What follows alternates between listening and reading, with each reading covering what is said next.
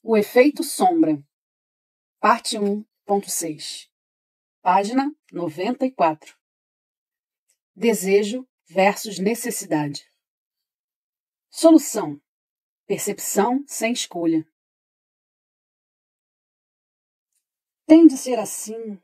Quantas vezes você ouviu esta palavra ou disse a si mesmo? A vida nos apresenta impasses. Queremos fazer algo, mas o caminho está impedido. Talvez alguém com um ego inflamado diga: ou é do meu jeito, ou não terá jeito. Mas, frequentemente, duas pessoas se veem paralisadas porque não conseguem se comunicar. Em um extremo está a compulsão física, tal como as fobias, tenho medo de fazer X, e as obsessões, não consigo parar de pensar em Y. Parecem ser situações muito diferentes. O marido que se recusa a ir a um terapeuta conjugal, obviamente não parece semelhante a alguém que tem fobia de altura.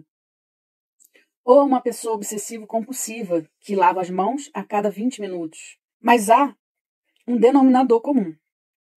Cada um deles está encurralado entre o desejo e a necessidade. O resultado também é o mesmo. Eles já não são livres para escolher. Uma energia infinita é desperdiçada na tentativa de ultrapassar um impasse. Recorremos a mediadores, negociadores e juízes para decidir disputas. No entanto, o lado que perde sempre se sente prejudicado. O conflito pode ser resolvido na superfície, mas não abaixo dela. Frequentamos médicos e terapeutas na esperança de que algumas doenças possam ser diagnosticadas e tratadas. Nesse caso, ao menos, existe a chance de olhar mais profundamente. No entanto, o diagnóstico é, em geral, muito mais fácil de encontrar que o tratamento. O Prozac e os antidepressivos semelhantes já provaram ser eficazes em conter os sintomas de TOC, transtorno obsessivo-compulsivo, mas não na verdadeira cura da condição encoberta que volta se o paciente parar com a medicação. Contudo, não importa quanto você seja diplomático, o conflito entre o desejo e a necessidade não pode ser totalmente resolvido. A vida em si apresenta situações em que você não consegue obter o que quer. Nem todo mundo se casa com o homem ou a mulher de seus sonhos. O fracasso profissional é sempre uma possibilidade. Ganhar fica fora do alcance. Para um pessimista, há mais frustrações que satisfações inerentes à vida. Os sábios e guias de todas as tradições já viram que o desejo é frequentemente bloqueado. Então, é surpreendente que a tradição védica da Índia mal mencione resignação, paciência e sacrifício pessoal como virtudes. Em vez disso, a sabedoria mais profunda da Índia ensina que há um estado conhecido como percepção sem escolha. À primeira vista, parece sinônimo de desistir. Você não faz uma escolha, abre mão de escolher um lado. Precisamos ser claros, a percepção sem escolha não tem a ver com abrir mão daquilo que se quer, tem a ver com deixar de ser leal a que o ego quer em detrimento do que o universo quer. Com a percepção sem escolha, você deixa sua consciência tomar todas as decisões. Em outras palavras, aquilo que você quer também é a melhor coisa que pode querer. Em tal estado de consciência, segundo os antigos rishis, não há resistência nem de dentro nem de fora. É uma condição bem fluídica. Para a pessoa comum, na Índia, estar no Dharma significa ter encontrado o trabalho certo e conseguir fazer a coisa correta com seu comportamento. Dharma é uma virtude, ou um modo correto de viver. Em nível mais profundo, estar no Dharma significa que, espiritualmente, você está no caminho certo. Está seguindo os preceitos de sua religião e não está caindo em armadilhas ao longo do caminho. Mas nenhum desses estados resolve o conflito entre eu quero e eu preciso. O desejo e a necessidade continuam em guerra. Pode-se dizer que as pessoas retas se veem muito mais presas aos deveres e às obrigações que as pessoas comuns, já que todo tipo de religião faz muita exigência na tentativa de restringir todo tipo de desejo. Somente a percepção sem escolha leva ao fim do conflito. Por quê? Quando você chega a esse nível de consciência, o que você quer é aquilo de que precisa para seu bem e o bem do mundo inteiro. Nesse estado de consciência, ninguém precisa lhe dizer quais são as regras do Dharma. Em vez disso, você assimilou o Dharma. Você, de fato, vive o axioma: não estou no mundo, o mundo está em mim. Manter tal estado exige crescimento pessoal dedicado, mas todos já passaram por momentos como os seguintes. Você fica distraído, ou a ausência de culpa e julgamento próprio, ou você experimenta uma sensação de retidão, ou as condições externas não o bloqueiam, ou outras pessoas colaboram sem oferecer resistência, ou os frutos de suas ações são positivos, ou o desejo termina em um sentimento de realização e satisfação. Como você pode ver, essa é uma combinação especial de ingredientes. No entanto, quando alinha a força do Dharma, esse é seu estado normal. Não é o bastante simplesmente obter o que se quer. Muita gente, com dinheiro e poder suficientes, pode satisfazer qualquer capricho sem muito esforço, mas sentir-se satisfeito e realizado é muito mais raro e, frequentemente, o exercício do poder e do dinheiro apenas inflama os desejos da pessoa, levando a insatisfações mais profundas. Você não pode satisfazer seu ego dando-lhe tudo o que ele quer, pois a única razão da existência do ego é acumular. Ele quer mais dinheiro, posses, status, amor, poder e assim por diante. O mecanismo é conservado intocável. Ele funciona através de uma programação impossível de ser reescrita. Os desejos do ego são superficiais. Seu verdadeiro self é isento de ego. Você não está objetivando o ganho. Não teme a perda. Quando dá de si mesmo, não está secretamente calculando o que terá em retorno. Somos afortunados por haver outra forma de ver o mundo, não da perspectiva do ego, mas além dele, onde a plenitude existe. Conforme o domínio do ego vai enfraquecendo, ocorre uma fusão sutil do eu quero e do eu preciso. Agir como o Dharma, o desejo de Deus, o faria agir de maneira totalmente natural. Você está simplesmente sendo você mesmo. Aceitação versus rejeição. Solução: percepção infinita. O medo da rejeição incapacita milhões de pessoas. Ele faz com que o amor não correspondido seja uma tragédia compreendida por todas as culturas. Espiritualmente, você não pode ser rejeitado, a menos que rejeite a si mesmo.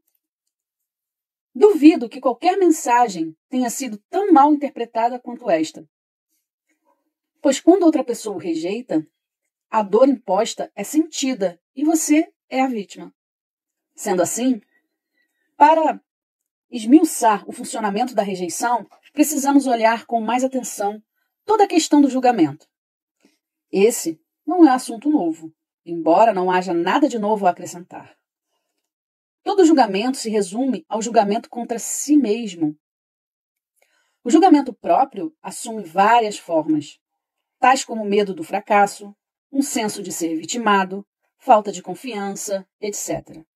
Na maior parte do tempo, há apenas uma vaga sensação de não sou bom bastante, ou não importa o que eu conseguir, na verdade sou um fracasso. Muitas pessoas deparam com uma falsa solução. Elas desenvolvem uma imagem ideal. Depois, tentam fazer jus a essa imagem e convencer o mundo de que aquilo é o que são. Ressalta-se a lenda da cantada perfeita, que sempre dá certo com mulheres solteiras num bar. Fantasia desesperada pela qual só se estabelece uma conexão através da imagem. Uma autoimagem idealizada pode ser tão convincente que você consiga convencer até a si mesmo. Quantos banqueiros, em consequência da ganância temerária que quase arruinou a economia em 2008, continuaram a enxergar a si mesmos não apenas como inocentes, mas superiores ao desastre que engatilharam? Um self idealizado soa como um modelo de aceitação. Ouça o que ele diz. Você está fazendo a coisa certa, está no controle, ninguém pode feri-lo. Apenas continue da maneira como está agora. Assim, protegido, você não pode fazer nada errado, e se fizer, suas más ações serão rapidamente encobertas e esquecidas. A beleza de ter uma imagem ideal de si mesmo é sentir-se bem com quem você é. A imagem substitui a realidade dolorosa. Como seria de esperar? A essa altura, a sombra tem algo a dizer sobre o assunto. Em intervalos regulares, algum ícone da retidão, em geral um pastor, um padre ou uma personalidade pública respeitável, se envolve em algum escândalo. Não raro, esses indivíduos cometem exatamente os mesmos pecados dos quais acusam os outros, sendo a imoralidade o maior típico. Cinicamente, imaginamos que sejam grandes hipócritas que vivem sob uma falsa ética pública para que possam seguir seus vícios em particular. Na realidade, os ícones decaídos são exemplos extremos de uma autoimagem idealizada. Seus poderes de negação são sobre-humanos. A sombra não pode tocá-los. Então, quando a sombra vem à tona, também surge um senso enorme de culpa e vergonha. Uma vez que caem, esses santos profissionais perdem-se em extremas reparações públicas. Mesmo no remorso, nada parece real. No entanto, se houvessem recuado ante o espetáculo, o drama todo poderia ter sido evitado. Uma imagem pessoal idealizada não é uma solução viável. Apenas a autoaceitação é. E quando isso acontece, não há nada para os outros rejeitarem. Não significa que você será amado universalmente. Outra pessoa ainda pode se afastar, mas, caso aconteça, você não se sentirá rejeitado. Isso não resultará em ferimento emocional. Como saber quando se está caindo por um falso senso de self, que é a imagem idealizada? Você terá atitudes como as seguintes. Não sou como aquelas pessoas, sou melhor. Nunca me desviei do caminho certo. Deus se orgulha de mim. Criminosos e malfeitores nem sequer são humanos. Todos veem quanto sou bom. Mesmo assim, preciso lembrá-los. Se eu não tenho pensamentos ruins, por que os outros têm? Já sei quem eu sou e o que preciso fazer. Não tenho conflitos. Sou um exemplo a ser seguido. A virtude não é a própria recompensa. Quero que minhas boas ações sejam reconhecidas. Demolir a imagem ideal de si mesmo é um desafio, porque ela é uma defesa bem mais sutil que uma simples negação. A negação é cegueira. A autoimagem idealizada é pura sedução. A saída é passar por todas as imagens. Não há necessidade de defender quem você realmente é. Seu verdadeiro self é aceitável. Não porque você é tão bom, mas porque você é completo. Todas as coisas humanas lhe pertencem. A aliada mais importante que você tem é a consciência. O julgamento é constritivo. Quando você rotula a si mesmo, ou a qualquer pessoa como ruim, errado, inferior, indigno, etc., está olhando por uma lente limitada. Amplie sua visão e ficará ciente de que todos, por mais falhos, são completos e plenos no nível mais profundo. Quanto mais consciente você for, mais aceitará a si mesmo. Mas não se trata de uma solução instantânea. Você precisa dedicar-se um tempo para olhar todos os sentimentos que negou, reprimiu e disfarçou. Felizmente, esses sentimentos são temporários. Você pode ir além deles. Não há nada a rejeitar, apenas muita coisa a rever. É nesse sentido que figuras como Jesus ou Buda puderam ter compaixão por qualquer um, vendo a plenitude por trás do jogo de luz e escuridão. Eles não achavam nada a culpar. O mesmo se faz verdadeiro para o caminho espiritual que você segue. Conforme se enxergar de modo mais completo, terá compaixão por suas falhas, o que o conduzirá à autoaceitação completa. Um versus muitos. Solução: render-se ao ser. Finalmente chegamos à guerra em sua alma. Nesse nível, o conflito é muito sutil, o que parece estranho, porque Tendemos a pensar que a batalha cósmica entre Deus e Satã tem de ser titânica. Na verdade, é muito delicada. Ao se aproximar de seu verdadeiro self, você começará a sentir que é parte de tudo. As fronteiras se suavizam e desaparecem. Há uma sensação de alegria na fusão. Por mais bonita que essa experiência seja, uma última resistência permanece. O ego diz: e eu? Eu não quero morrer. Como a bruxa malvada em O Mágico de Oz, cujas últimas palavras foram: estou derretendo, estou derretendo. O ego foi incrivelmente útil. Ele o guiou por um mundo de infinitas diversidade.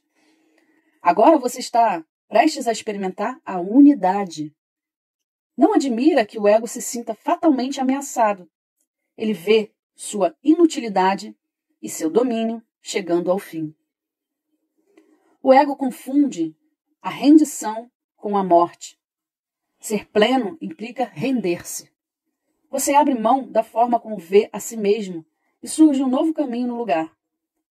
Rendição não é uma palavra bem-vinda ao ego, porque conota fracasso, perda de controle, passividade, fim do poder. Quando você perde uma discussão, não está se rendendo ao vencedor? É claro, qualquer situação expressa em termos de ganhar ou perder faz a rendição parecer fraca, vergonhosa, depressiva e indigna. No entanto, todas estas são sensações no nível do ego. Vista sem ego, a rendição se torna natural e desejável. Uma mãe que dá aos filhos o que eles precisam não está perdendo. Mesmo que se possa dizer que ela está abrindo mão de suas necessidades em favor dos filhos. Essa seria uma perspectiva falsa. Você se doa por amor, não perde nada. Na verdade, a rendição amorosa é como um ganho. Seu senso de self se expande além das necessidades movidas pelo ego e pelos desejos. Estas jamais podem conduzir ao amor. A rendição não é da mente. Você não pode imaginar seu caminho até lá. Em vez disso, tente seguir a jornada rumo à consciência pura, antes que surjam palavras e pensamentos. Este é todo o propósito da meditação, levar a pessoa além da mente pensante, o que significa além do conflito. Nos dias de hoje, é fácil acreditar que todos saibam como meditar. Se tentou meditar, mas depois abandonou a prática. Sugiro que volte a fazê-lo. Nem todas as meditações são feitas da mesma maneira. Talvez você tenha sido ensinado a meditar como uma forma de relaxamento ou liberação do estresse, ou um caminho ao silêncio.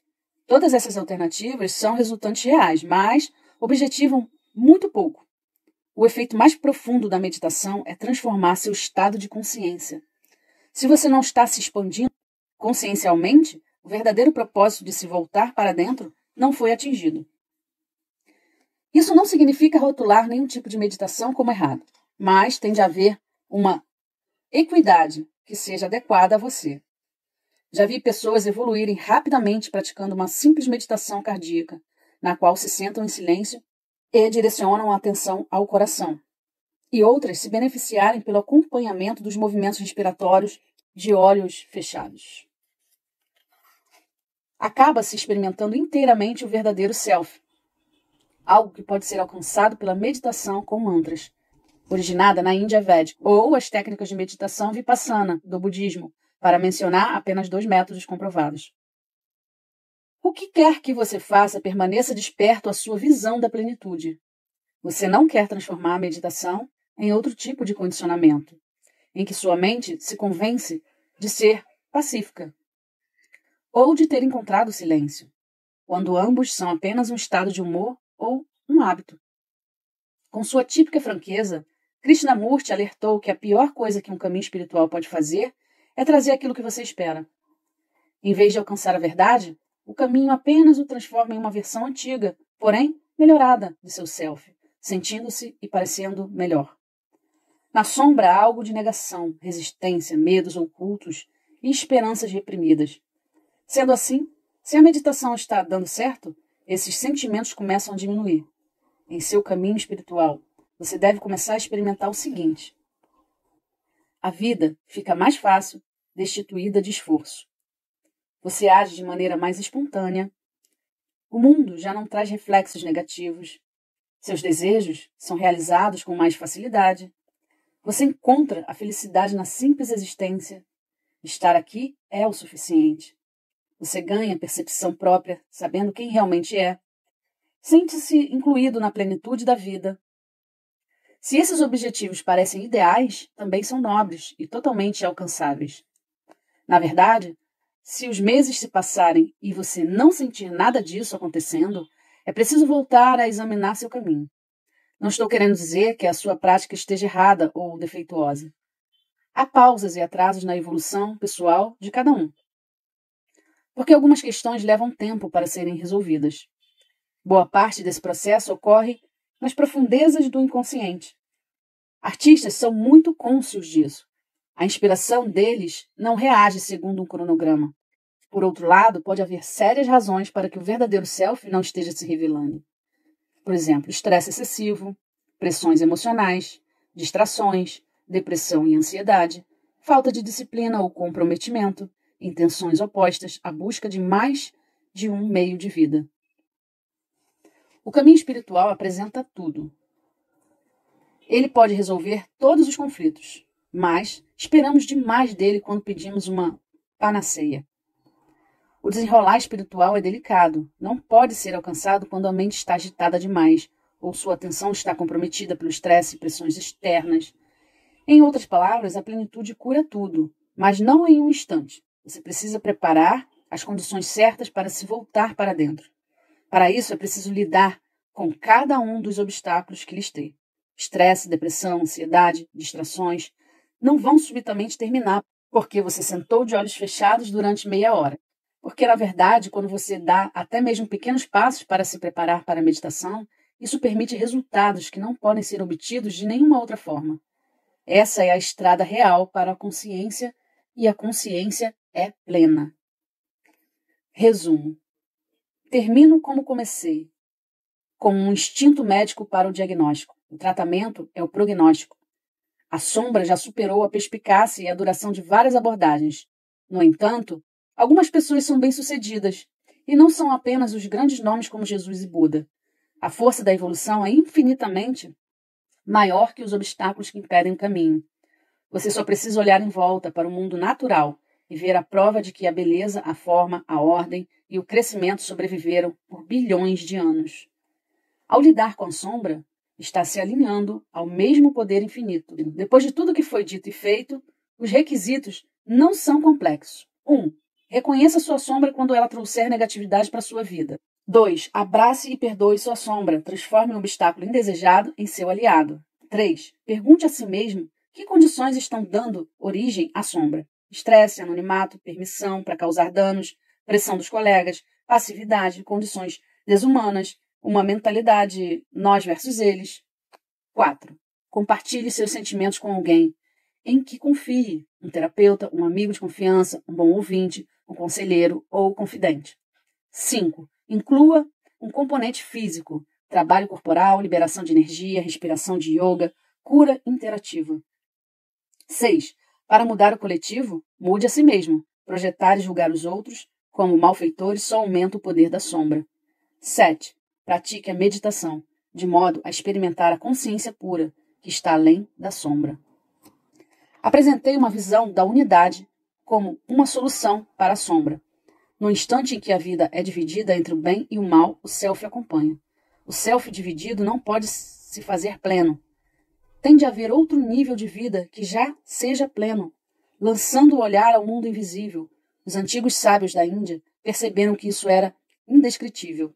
As escrituras védicas de milênios atrás foram o primeiro passo para declarar: aqueles que sabem não falam, os que falam não sabem. Mas é claro que as pessoas não ficaram empolgadas com esse ensinamento. Elas queriam ajuda com seus problemas diários. Se uma perspectiva não pode ser transformada em prática, parece infértil e inútil. Os sábios antigos não estavam tentando desencorajar seus ouvintes. Pelo contrário, tentavam dar um mapa confiável. E esse mapa conduz à consciência de unidade. Meu objetivo nessa parte do livro foi desenhar o mapa, em cores vivas e modernas. Agora fica por sua conta segui-lo. A sombra não é um oponente temeroso, mas valioso. Por mais poderosa que seja, o poder da plenitude é infinitamente maior e, por um milagre da criação, ele está ao nosso alcance.